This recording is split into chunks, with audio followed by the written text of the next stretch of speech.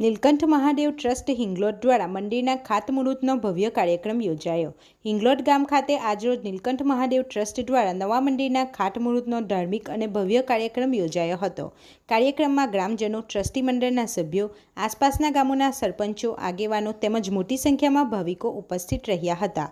આ પ્રસંગે મુખ્ય મહાનુભાવો તરીકે ધારાસભ્ય શ્રી અરુણસિંહ રાણા, દિવ્યાંજીત ચુડાસમા, જીતેન પટેલ, જયદેવ પટેલ, કાલિદાસ ટંડેલ, બિપિનભાઈ પટેલ, ગજાનન મહંત, યાકુબ પટેલ, ચીમનભાઈ પટેલ તથા મેહુલ રાજ સહિતના આગેવાનોએ હાજરી આપી હતી। વિધિ વિધાન સાથે મંદિરના ખાતમુહૂર્તની શુભ શરૂઆત કરવામાં આવી હતી।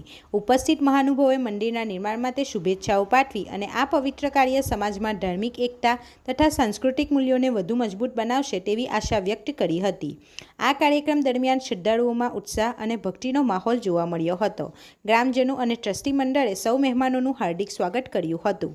રિપોર્ટર શૈલેષ સોલંકી સાથે ગુજરાત અદ્ભુત ન્યૂઝ ગુજરાતી। આપવા બદલ એમને હું સૌને હૃદયપૂર્વક આવકારું છું।